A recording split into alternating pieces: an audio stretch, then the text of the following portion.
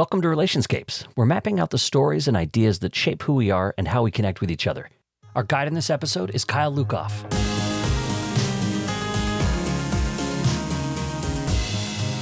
I have a special burning hatred for books that I agree with politically and that I agree with technically, but that I don't find to be an enjoyable reading experience. Any message or lesson will not work if the story itself isn't working.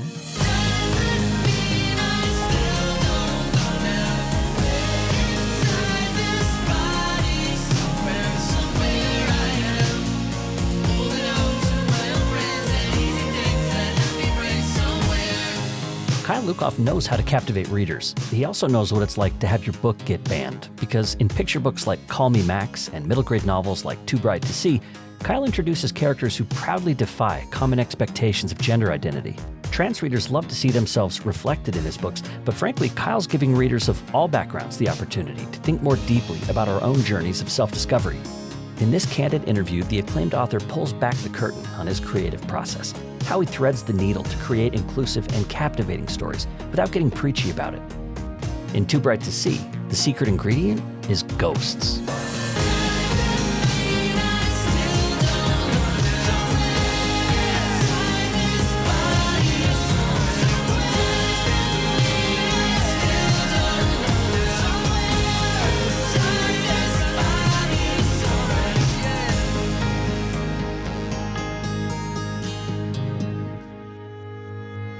Kyle Lukoff, welcome to Relationscapes. Thank you for having me. I'm excited because I first got to know you from a children's book called Call Me Max. I read this a while ago, and this is a book that's actually been banned by various schools in the United States because it tells the story of a transgender boy. And you're a trans man yourself, and the book has been a way to increase trans visibility. Yes. We'll get to that book a little bit later. It's a great book. But I actually want to start with a book you wrote more recently. This is your first novel. It's called Too Bright to See, and you wrote it for people aged 10 and up, so about like 5th grade to middle school. And to prepare for this interview, I actually read it with my 11-year-old, and we had a lot of fun. I want to say, first of all, then, we gave you 5 stars. You got 5 stars from me and my kid. Oh, good. Thank you for those stars. I could use them. Let's give people the book cover description so they get the basic plot. Actually, I thought I might just have you read the book cover description. It's a nice little synopsis of the story, and this will give people a sense of what the book's about.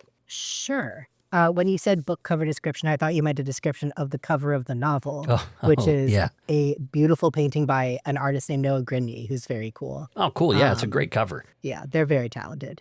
But the jacket flap says, 11-year-old Bug is used to haunted things. After all, the occasional cold spot or mysteriously slamming door is to be expected when your house is almost as old as the dirt it sits on. But when a new presence makes itself known the summer before Bug starts middle school, it's clear that this spirit is intent on communicating something directly to Bug. But what? And why?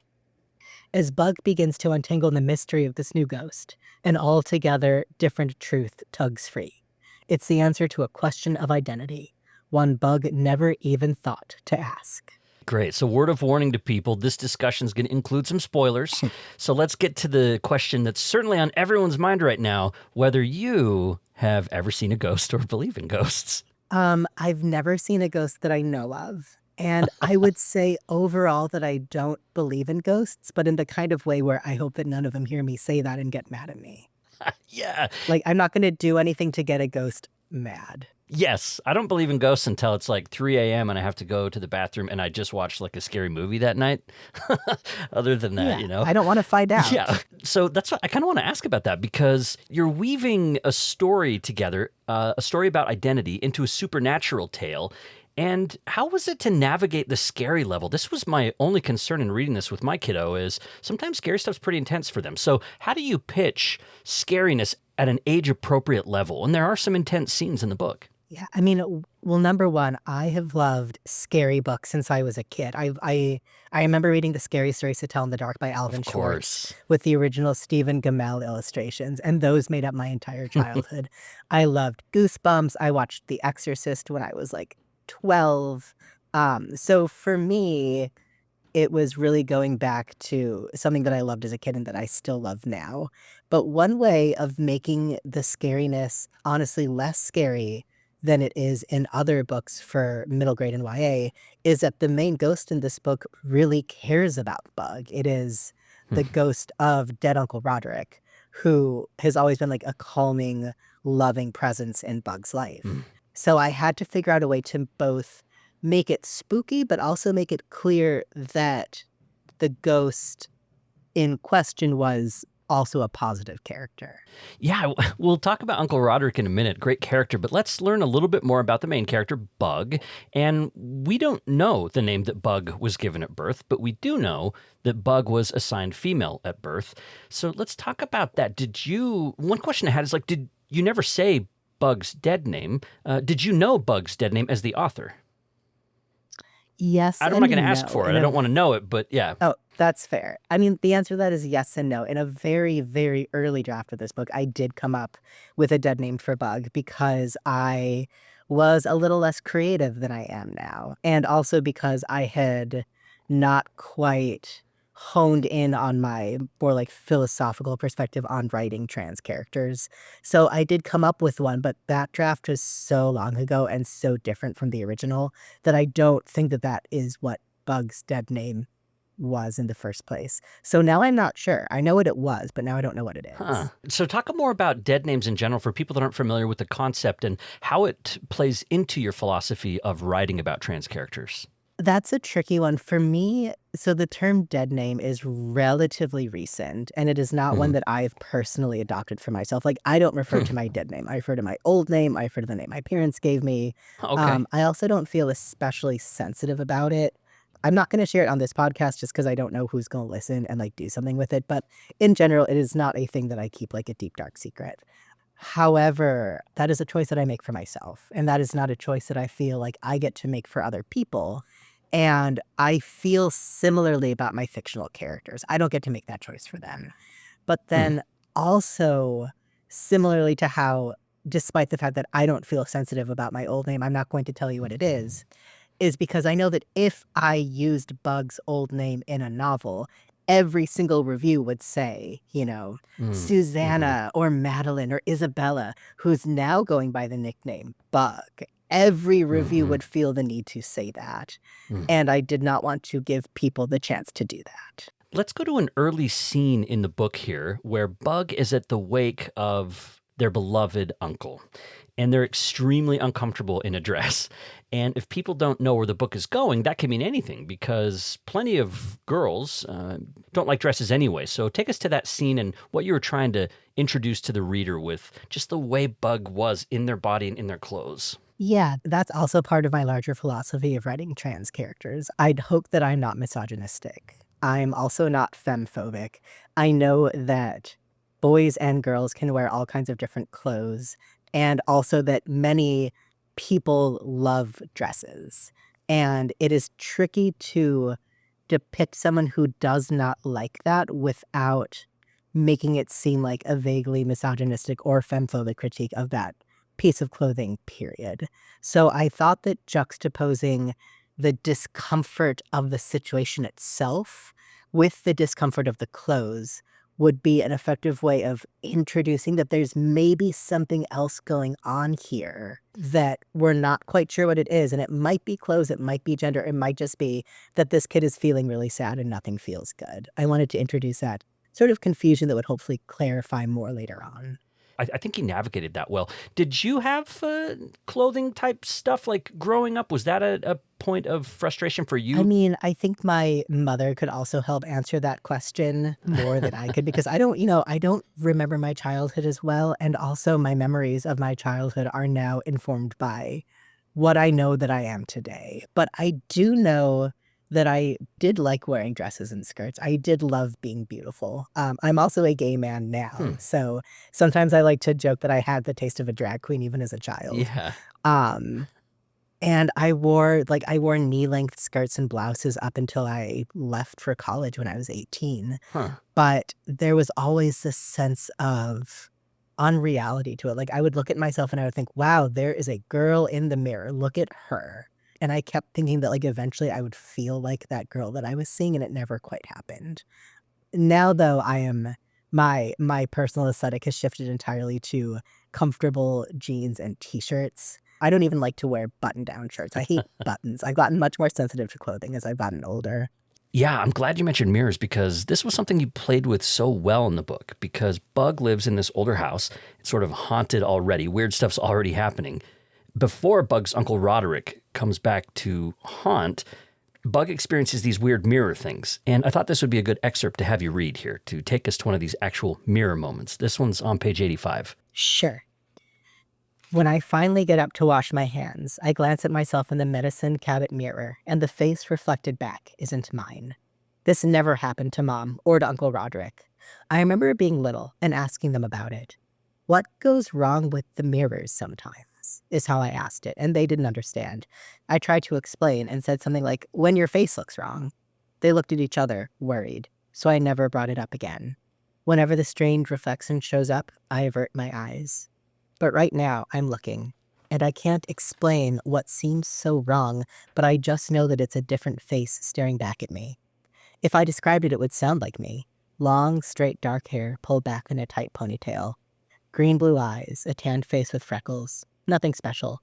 But that face isn't mine. It looks like someone's idea of what I look like, without me behind it. I stare into the blue-green eyes, and they don't blink until I do. Maybe a sliver of a second late. I don't break eye contact until Mom shouts, "Are you okay in there?" And when I look back, the strangeness has fled and it's just my normal face again, looking tired and worried. "One sec," I yell back, and practice different expressions until the line between my eyebrows fades and my smile is less forced. This is so great because you kind of talk about it as being haunted. Bug is almost being haunted by who they know they are inside. Yeah, I think there are a lot of different elements that I was trying to play with here, especially I think for me, something that I really wanted to push back against is this sense that dysphoria for a trans person is an exclusively and like highly gendered phenomenon, that it is, Mhm. only related to our primary and secondary sex characteristics and to the most extreme of gender stereotypes. Mhm. Whereas for me, it always felt much harder to describe and much more amorphous than that. Like the sense of watching, you know, uh, a TV channel with a little bit of static behind it, or even more, how when you're talking on the phone or doing a podcast and you hear an echo of your voice and you can't keep talking because you're hearing yourself reflected back to you. It's Yeah. that same sort of like something is wrong and I should be able to power through it, but I just can't. And it's not just the mirrors for Bug. There's a lot of moments in the book where we get to see Bug wrestling with different things. And there's a moment where Bug kind of wonders if puberty might help him feel more like a girl than he did at the time. He's not thinking of himself as being trans. He's just wondering like, God, I don't really feel right now. And maybe even puberty might be something that helps. I felt that way. I really, really believe that once I hit puberty and started wearing bras and like looked like a woman, then I would feel like one. Like that Hmm. would just fix everything. And it didn't. Like I didn't have the same sort of intense dysphoria that some people describe. Like I didn't know that I was a boy. I didn't have these overwhelming, like quote unquote masculine urges. But I just never quite felt like I fit into anything that made sense to me. Mm. And Bug's also triangulating with people that Bug knows. So you introduce us to their friend Moira, and they kind of have a conflicted relationship. Moira, they start off kind of frenemies, I guess, because their moms know each other. But as they're growing older, there's still kind of a tension between them. And Moira, as they're heading into junior high school or middle school, is always wanting to do makeovers. Moira's really excited about the possibilities for girly girl type stuff. And she also wants to kind of help Bug and maybe be Bug's mentor, which causes more tension in their relationship. I wrote a lot of those scenes with really clear memories of doing like makeovers and hair parties with Yeah. the girls that I was kind of friends with as a kid. And I also wonder if the real girl who inspired Moira is ever going to read this book and find out. Because there was a girl in my life who had some similarities to her that I had to be friends with because our moms worked together, but we never liked each other. But I would say that Moira and Bug have a better relationship than I had with this girl. Yeah, I was gonna say it's great because Moira's not a villain. I mean, Moira can be annoying just like I think anybody could. You're not making Moira a villain here. I didn't want to, especially because going back again is that I think that making this, conventionally gendered cis girl into a villain would just be playing into some kind of misogynistic stereotype about how a feminine person is automatically, an airhead and not worth your sympathy. When Moira's cool, like she wanted to Yeah. learn to do her makeup from a drag queen. She's just different from Bug. Exactly. They have personality differences. Another thing about Bug is you don't lean into stereotypes because like Bug isn't really into sports. This comes up like, I'm not a sports person. I'm not really interested in that. Like Bug's kind of more of a nerdy type person. Yeah, I mean, that's just me. This was my first novel. And I think, especially for a first novel, the easiest way to make it seem true is to root it in something that is true about yourself. Right, what you know. I was not, a hyper masculine child. I just liked to read books. Book kid.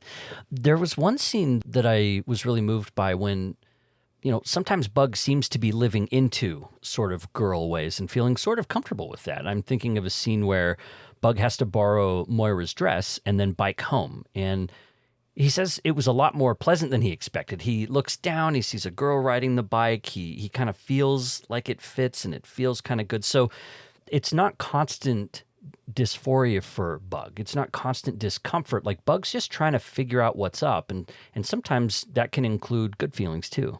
Yeah, and I just think that that's honestly more interesting. It makes for more interesting of a story than a more traditional, I hate everything feminine and I only want to play sports and do trucks. Do trucks, that's not a thing you do. You know what I mean. I certainly have never done trucks. And frankly, again, that is just coming from my own experience. Like Yeah. to this day, honestly, like I was in Goodwill with my partner the other day and I was feeling annoyed that it's getting hot out and I can't wear just a very simple, nice sundress because then people would look at me and be like, oh, there's a man in a dress. And I just don't want people to look at me ever. I wish that I could just wear a comfortable flowing garment Yeah. in the summer and not have it imply anything about who I am or what I believe. This also, the scene where the bike happens was probably my kiddo's favorite, like laugh out loud moment because Bug's like rehearsing in their head what they're going to say. They're going to visit this new boy who moved in, Griffin, and they're pedaling over there and just thought I'd pop by, I'll say breezily, and I'll talk about how interesting that book sounds. And so Bug's like rehearsing this stuff, but then when they finally get to the door, Bug says, "Oh, the opening speech I've been rehearsing just falls out of my mouth in a heap. I popped by," is what I say. I mean, I don't know if we all do that, but I certainly do that. My head is full of these beautiful speeches, and then unfortunately, the presence of another human being just turns them into a mess. I love it. I love, we get to see Bug's insecurities here. We get a lot of Bug's. I mean, the book's written in Bug's voice. And so we're really seeing into Bug's thought process. And because of that, we're also seeing a lot of Bug's vulnerabilities and wonders and just curiosity. That's a strength of the book of choosing a POV there. And did the earlier drafts, were they in Bug's POV as well? Was that always part of the book? I think so, yeah. I think it started first person the whole time, especially because I knew that pronouns were going to be a thing. Mm-hmm. And I don't like referring to Bug as she, her, and Bug never goes by they, them. But like, it also wouldn't be correct to refer to Bug as he, him from the beginning. So Yeah. really first person. I guess one could do second person, like your house is haunted, but I might say second person for a more ambitious novel. And this is the first time you wrote for middle grade folks too, right? It is, yeah. Did you read a lot of books in preparation to kind of get into voices, or how did you make that transition from like younger books to middle grade?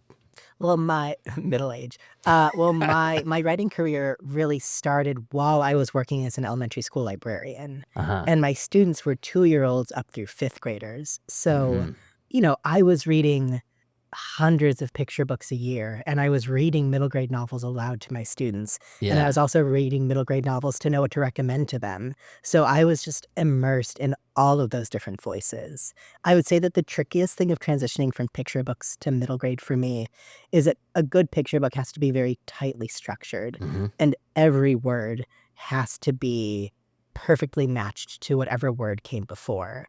And in a novel, you have a lot more room to stretch, and I actually found that to be difficult. Like, I Hmm. found myself obsessing over every little detail, because in a picture book, every little detail has to matter. Right. And it's not that they don't matter in a novel, but they are less.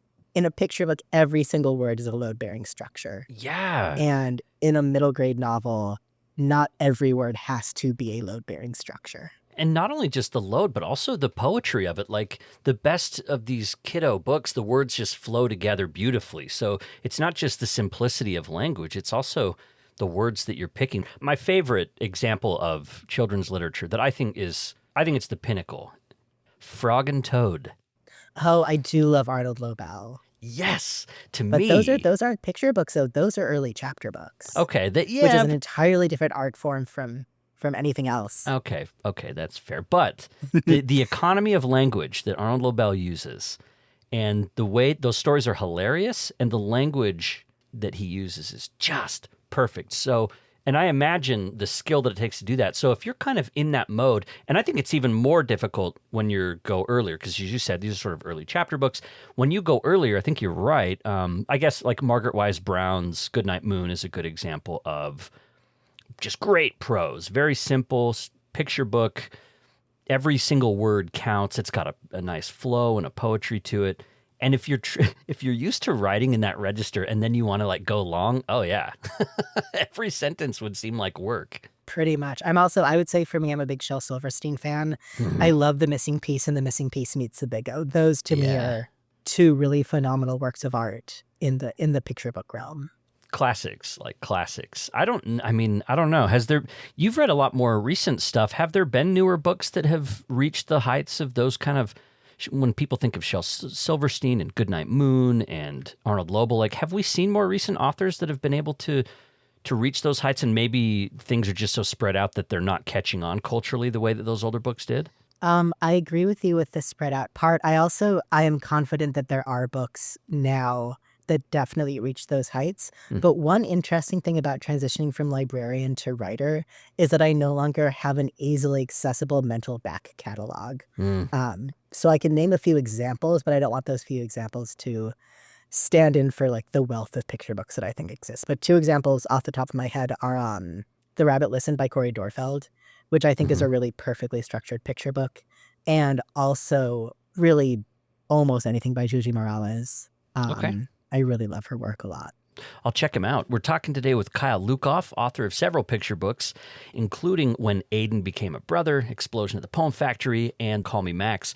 In this interview, we're talking about Too Bright to See, which is a middle grade novel, a finalist for the National Book Award. It's received 6 starred reviews, including from Kirkus, and it's appeared in a bunch of best of year lists, and it's just a great book. It's a Stonewall Book Award winner and a Newberry Honor book. Let's talk about Uncle Roderick. We mentioned him earlier. He's a really fascinating character in the book. And I think this is a character that's going to ruffle some feathers because he came to live with his sister, who is Bug's mom. So Bug's his niece. And he was a drag performer. And I wondered if you hesitated to include that because there's a lot of ruckus being raised. And maybe it's just gotten even louder since you wrote the book about things like drag story hour and drag as kind of a threat to children. So talk about the decision to include Uncle Roderick here and the fact that Uncle Roderick had been a drag performer.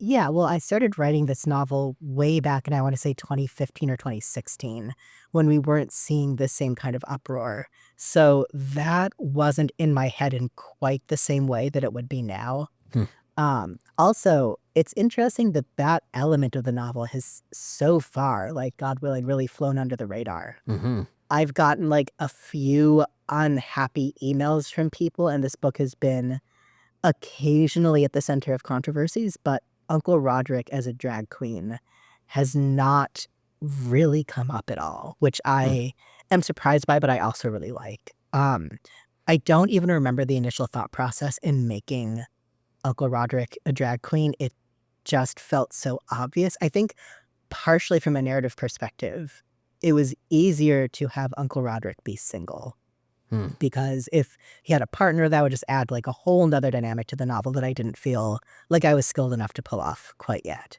But I had to make it clear that Uncle Roderick was very gay.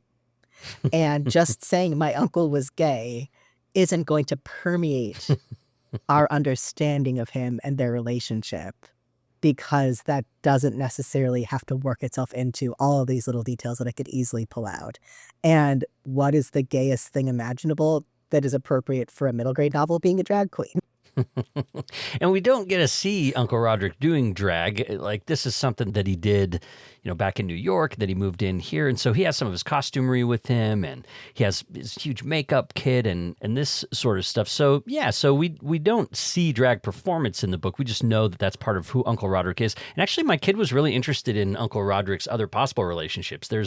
You toss off an aside at one point about like one of Uncle Roderick's boyfriends that came around, and I think they were a dressmaker, and they like wanted to engage Bug with that, I think, and then that person didn't come around anymore. And my kid was really interested in that. Like, my theory was that maybe Uncle Roderick was like, oh, this person's sort of trying to girlify Bug, and so I'm gonna take him out of the scene. And my kid said, nah, I don't know if that's the real reason why. So we were kind of differed on that. And now you can clarify for us what you think about this scene, if there's a reason why that particular character only appears for like a sentence. Yeah, I think you're right. I had that character. I think there's even a bit where he says like, "Oh, you could be beautiful if you tried," and Uncle Roger was like, "No, this isn't right for us." Yeah. I Yeah. also forgot another reason why I wanted Uncle Roderick to be a drag queen was because I knew I was going to be writing a whole novel about a character who was uncomfortable with the sort of femininity that he would be assumed to like. Mm. And it was another way of me showing that I am not anti-femininity and I am not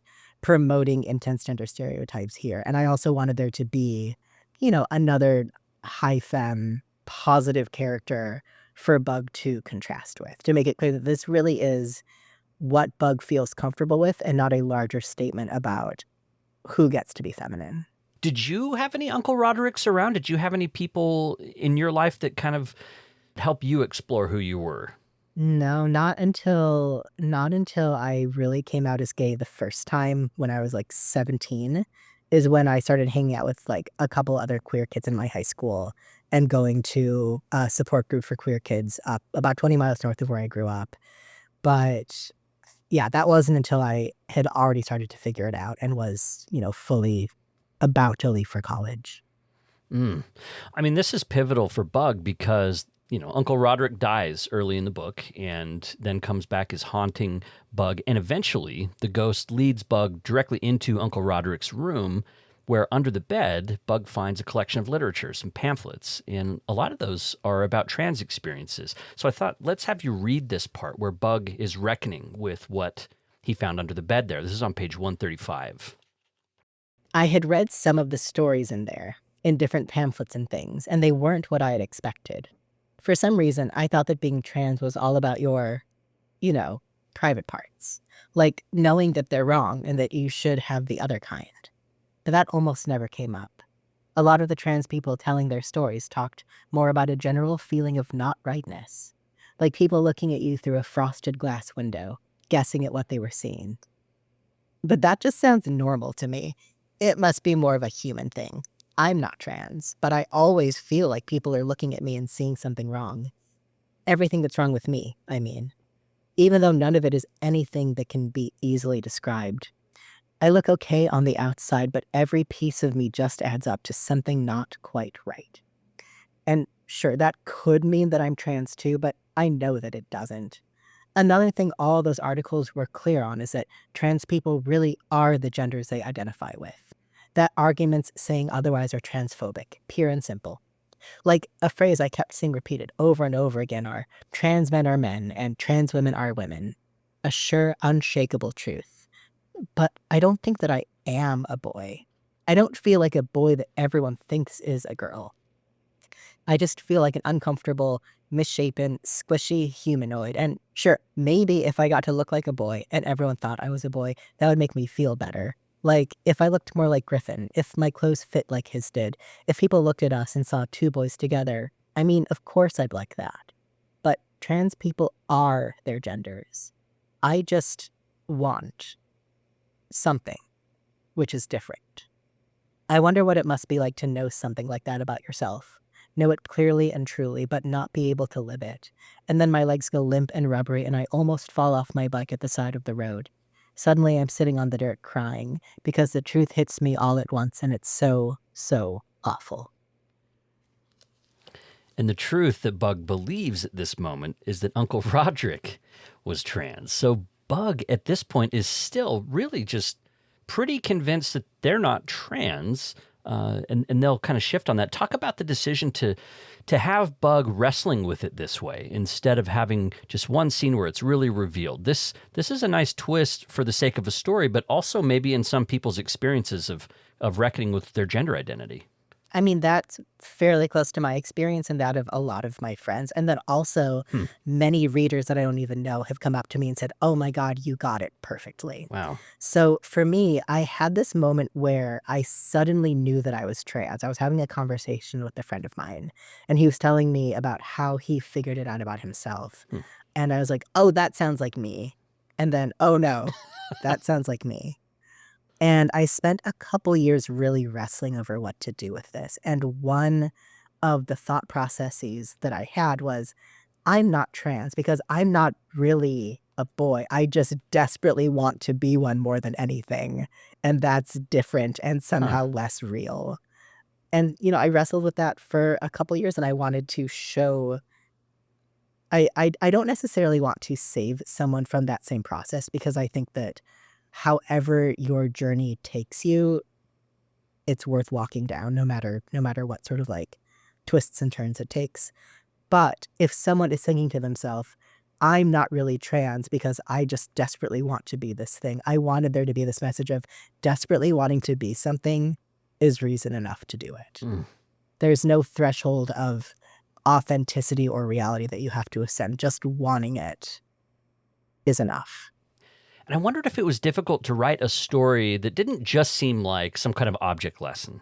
Did you feel pressure to make a story that would work as a story itself and not just as a way to help trans people be seen or more visible, which are fine goals in themselves, but maybe talk about how you made those negotiations about like the quality of the story versus being overly didactic or trying to have the outcome in hand first. Yeah, I mean, there's nothing that I hate more than a didactic novel. I have a special burning hatred for books that I agree with politically and that I agree with technically, but that I don't find to be an enjoyable reading experience. And so I simply did not want to do that. How do you avoid it, though? I don't know. I just did, I hope. I think what helps is just caring deeply about stories being good and knowing that any message or lesson will not work if the story itself isn't working. Yeah, it's fun to see Bug. So Bug's a book nerd too, like you are. So we actually get to see Bug reflect on this. So I'll have you read this too. This is on page 117. There's a section there where Bug is thinking about books and lessons and morals. A lot of books have a moral, some lesson about how you have to stay true to who you are. How it doesn't matter if you're different, you don't have to act like everyone else, and that the most important thing is to be yourself. But those books never tell you how to figure out what your self is. They assume that you know already, and are pretending to be someone else for a while to fit in. I don't know what my self is, though. Maybe that's true for everyone. Maybe no one is really sure of who they are. I probably have to try out a bunch of different selves until I find one that fits. So good. One thing that's funny about that is that a small handful of readers have proposed to me that Bug and also Annabelle, the main character for my second novel, are both autistic because they see a lot of their own neurodivergence in that. And that is not something that I have ever officially known about myself. But the more people who tell me that, the more I'm starting to ask myself if that is something that I just have not been aware of until now. But I do remember as a kid and a teenager, and even through now, just not really knowing what my true authentic self is and just trying on a bunch of different things to see what seems right. Yeah, and Bug says that a little bit later on. I've highlighted this line that says, practice makes a person. And some people might look at that and say, well, that means it's artifice. That means that there's something unauthentic or unnatural about it. But if you zoom out far enough, I think it's personally, I believe that's just what it is to be a person. Like, we are figuring out who we are. Practice does make a person. The ways that we live, the choices that we make, the things that culture impinges on us, the things that we're happy to receive from culture, the things that we're not comfortable receiving from culture. And we get to make decisions about that. Practice makes a person. Yeah, like a child recently asked me what I saw as sort of an overarching theme of my work as a whole. If I could like sum up my entire body of work, which is now nudging up into like 22 novels, Yeah. 22 books once everything is done. And I said, I think overall my books are saying that it's really hard to be a person. Hmm. And then they said, do you mean like a marginalized person because of repression? I was like, nope, I think being a person is hard.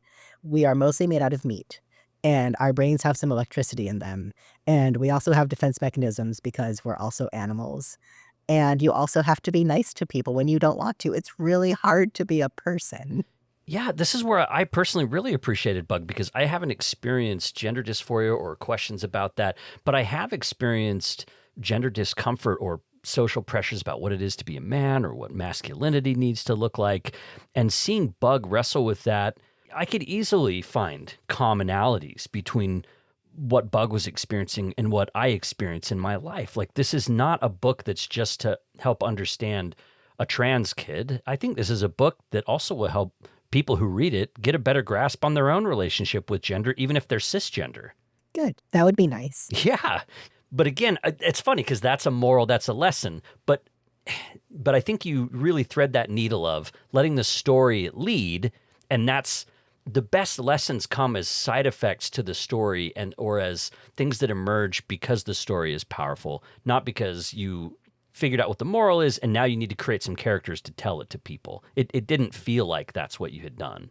I mean, I would also say that that comes from having respect for both the reader as individual and readers as a class. Hmm. As a librarian, and then as a bookseller before that, I had countless experiences of a kid or a person coming to me and say, I loved this book because XYZ, or I hated this book because XYZ. And what they were naming were elements of the story that I hadn't even picked up on or that didn't resonate with me. Mm-hmm. I really believe that a book is a relationship and that I give you half of it and that you provide the rest. Mm-hmm. Oh, this reminds me, I wanted to ask you about this. Bug's experience didn't have really any people around Bug freaking out about it as Bug is deciding, like, transitioning. And going into middle school is kind of the perfect time for it because they can show up after the summer. You know, people have new haircuts and people have grown up in some ways. So this is kind of a point of transition anyway. But we don't see Bug's friends being angry or confused. We don't see Bug's mother grieving or wringing her hands about it. So, you know, that was a choice you made. You could have gone another way and had someone really be forceful and push back. There's sort of a smooth transition for Bug in certain ways. And maybe for some trans kids who face like family opposition or pain there, that might be a tough pill for them to swallow. Or maybe it's just comforting for them to see a character that didn't have to deal with that kind of pushback. What do you think? That choice, number one, I made that choice for a lot of reasons. And it is one choice that I got the most pushback from pretty much everyone who read this book and everyone who read this book before it was published, and then a lot of people who read it post-publication. Mm-hmm. There's a lot of complaints that it's not realistic. And I got a lot of notes to just add a little bit of antagonism, like maybe Moira's mom, maybe some random kid, just like someone has got to be a jerk about it. Uh-huh. And I obviously pushed back against it because for me, including an element of transphobia or trans antagonism would turn this into a story that I was not interested in telling. Because I just don't think that transphobia is interesting. There's nothing there that I want to engage with, like, intellectually or emotionally. It is something for me to ignore as much as possible, dismiss as thoroughly as I can, and create no space for in any part of my life because there's just nothing there for me. And I also wanted to have this novel in some ways be a challenge because I've had people say to me how unrealistic it is that Bug's coming out experience was so positive. And my answer to that is it is only unrealistic if you want it to be. Every response that Bug gets is a choice that somebody made. And everyone has the same choices. And I wanted to present a world that is very possible. We just have to make the right decisions. Did people push back at all about the reveal too? Because the thing that really pushes Bug to connect the dots is a sleepover incident where they where the haunting becomes like manifested in Bug's head getting shaved. Like it's this really would be a traumatic scene, but Bug sees himself in the mirror and was like, oh, so it takes a visible change then for Bug to connect the dots. Yeah, I mean, honestly, part of that was just my own limitations as a storyteller writing my first novel back in 20 whatever teen. I knew that something big needed to happen to finally like push Bug over the edge. And Yeah. I just went for a good old fashioned head shaving. um, I know trans men who have long hair. Yeah. And I know that hair is not necessarily a signifier of gender. But as someone of incredibly long hair experience who is now bald, it felt like it also felt like a fun way to really push the border of, is there actually a ghost, or is this Yeah. just Bug's like emotional state that is making all these manifestations happen? I still try to leave it a little bit open-ended at the end, but I just needed something dramatic, and that made the most sense to me. And then we got to see a cute little scene of like Uncle Roderick in like full face, like in her like little outfit. Yeah. We got much more of a sense of her at the very end, which I appreciated.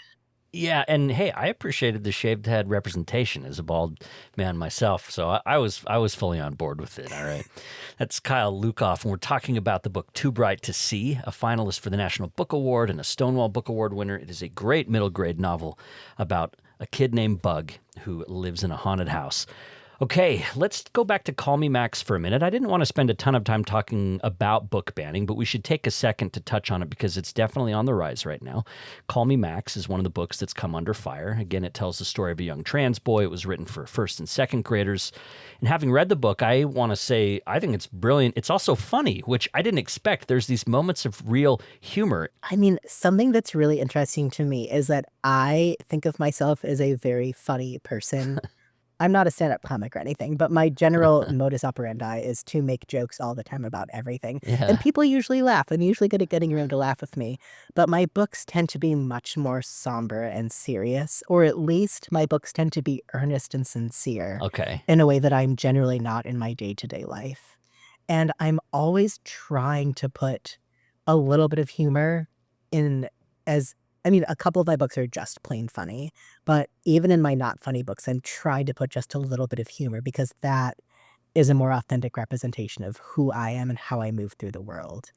But I also tend to write about topics that require a somewhat serious, earnest, and sincere register. So when schools are looking at this and saying, we need to pull this out of school libraries, this topic, and they'll usually refer to it generically that way, is calling it a topic or an issue, is inappropriate for young kids, and they tap dance around saying the word trans sort of. You wrote back to one of these schools, a school that had banned it. They called it sensitive material, and they apologized to their students. They acted as though this was some sort of traumatic experience that this book had been read to kids, and that we're going to provide counselors for kids to like meet with counselors in case they were traumatized. And you wrote back to them. Tell me a little bit about your response to that and whether you ever heard back. Oh God, I was so mad. I will say that response is on my website, which is kailukoff.com. You can find my response. Yes. I remember when that letter came out and my blood was just boiling at the implication that reading a book about a trans child was a traumatic experience. And the first draft that I wrote was very angry and very prescriptive. I said, you're saying this, you're doing this, you're wrong for these reasons. And it just I wasn't quite getting across what I wanted to get across. And I realized that there is nothing more damning than a rhetorical question. And so I reframed it, asking them questions, making it clear that I already knew the answers. I was very proud of that letter. I highly recommend checking it out if you're curious. Yeah, I loved the part where you said, I noticed that you won't use the word trans. Why? Why are you only calling it this? And so it sounds like you didn't hear back from the school. I think I got a random DM on Twitter from someone in the district saying, we don't want to get into a Twitter fight with you. And I'm like, yeah, because I won. but I never got a formal response to that letter that I am still very proud of today. So what's your basic boilerplate response to the book banning that's going on right now? Like, what's the message you want to give people about what we're seeing and what it means? I mean, you've been a librarian as well, so. I mean, I have talked about this topic ad nauseum for the Yeah. last 3+ years, but I would say for me, what it comes down is it is complicated because book banning affects many different kinds of books and authors. But in the case of queer and trans material specifically, I believe that it is part and parcel of a larger movement to erase, especially trans people, from any semblance of a safe public life. Mm. Because if you are saying that learning about the existence is harmful for children, you are then saying that children who have trans parents are being harmed by the existence of their parents. Mm-hmm. And you can also extend that to the idea that if a child comes across a trans person in any walk of life, they will be harmed by that. So you're having us pulled from our jobs as teachers, as librarians, as gas station attendants, as waiters and waitresses, as nurses. Like, if you believe that children coming into contact with a trans person is harmful to them, what you are saying is that we need to be removed from public life by any means necessary. Yeah. And I think that extends to the whole bathroom debate, too. The idea that trans people are somehow a threat in bathrooms and need to be restricted from those facilities. Mm-hmm. We're going to end things today with regrets, challenges, and surprises. This is a time when, Kyle, you can reflect on anything you would change about the book now that it's been out a while. And it was your first book, so you've probably learned a lot since then. And we've touched on some of that stuff as we've gone. You can also talk about what the hardest part about writing it was, what challenged you about writing it, or if there were any surprises in the process of creating this book. Personal surprises, surprises in how the book was received, surprises of realizations you had. It can go any kind of direction. So regrets, challenges, and surprises. Regrets, challenges, surprise. I might ask you to repeat that after I Sure. finish regrets, but we'll see. So regrets for now, I would say with Too Bright to See at this remove, I can't think of any regrets that I have. I'm very proud of this novel. I have not yet gotten any critiques that I wish I could go back and change. And that is not the case for many of my other books. For this one, I don't think I have any real regrets for it. Although I will say, I think that would be different if I actually went back and read it from start to finish, because I also know that no book is ever done. And I'm sure that there are sentences that I would want to change. Oh, yeah. I know that there's a couple of parts where I use like the same adjective twice in one paragraph, and I hate it when I do that. Yeah. But aside from those minor sentence level changes, I think on the whole, I remain very proud of this book. In terms of challenges, I have to say the biggest challenge was finishing it. Like I said, I started this novel back in, I want to say 2015, probably. I was working with a different agent than the wonderful Saba Suleiman, who's representing me now. And that agent did not really believe that this book was really going in a good direction. I got a lot of pushback for pretty much every choice that I made. And I must have given up after 5 chapters. And then I think a few months later, I was like, well, let me see if I can write a little bit more. And in sort of a halting stop and start kind of way, I finished, I want to say, 1/2 to 2/3 of it. And then I fully gave up. I must have given up for at least a year, if Wow. not 2. And it wasn't until I found out that Call Me Max was getting published that I thought to myself, you know what? Maybe I actually can make a go at this whole writing thing. The Call Me Max books were my 4th, 5th, and 6th books, respectively. All picture books or early readers. And I thought to myself, let me go back and reread this middle grade thing, because I remember it as being like clunky and awkward and hard and bad. Like I was banging my head against a brick wall to get it finished. And I went back and I started reading it, and I thought to myself, you know what? This isn't terrible. This is not the worst start to a middle grade novel that I've ever come across in my career. I could see myself giving this to a kid someday.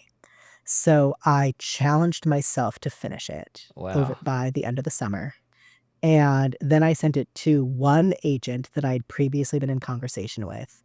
And she wasn't even signing new clients at the time, but she loved it and signed with me almost immediately upon finishing it. Wow. So I would say this is neither a regret nor a challenge nor a surprise, but it does feel tied in more generally to the overarching themes of those questions is that the very first novel for young people that I ever wrote and ever tried to publish was a young adult novel that I wrote way back in 2012 that I revised for a couple years that I sent to a million agents, including my current agent, and nobody wanted to sign it.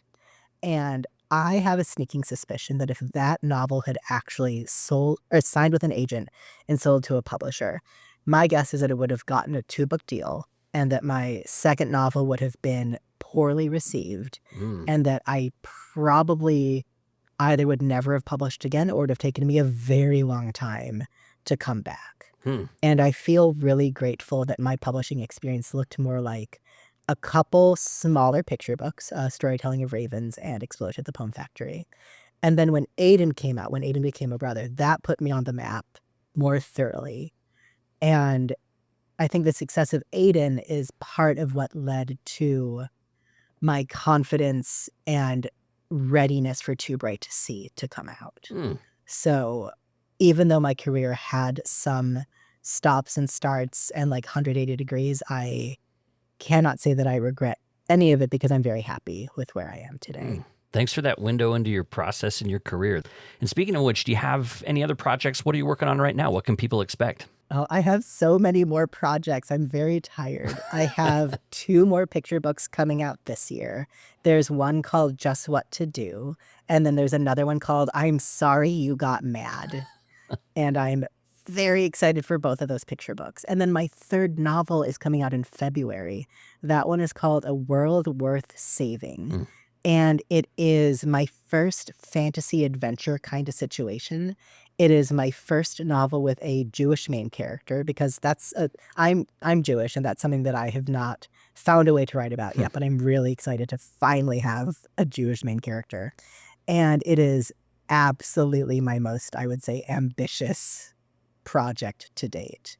I have a lot more books coming out, including one that I'm not really allowed to talk about, but I will say that fans of Too Bright to See are going to be excited about that one. Intriguing. And a bunch more picture books in the works too. Oh, great. I can't wait to read more of your work, Kyle. And in the meantime, thanks for joining me on Relationscapes. This has been a really fun conversation. Thanks so much, Blair. That's it for this episode of Relationscapes. Thanks for being here. Like Kyle mentioned, his brand new novel, A World Worth Saving, is available now. It just came out 2 weeks ago, and I can't wait to dive in with my kids. I also want to give a shout out to Avid Reader 883. They added a review to Apple Podcasts. They said they especially appreciate how we cover a variety of topics because it embodies compassion for the wide range of the human experience. And that's exactly what we're going for. Thanks for that review, Avid Reader 883. If you're out there listening and you haven't reviewed yet, please take a second and review. You can also rate the show in Spotify too. Just add some stars. Mates of State provides our theme song. Relationscapes is part of the Dialogue Podcast Network. I'm Blair Hodges, and I'll see you next time.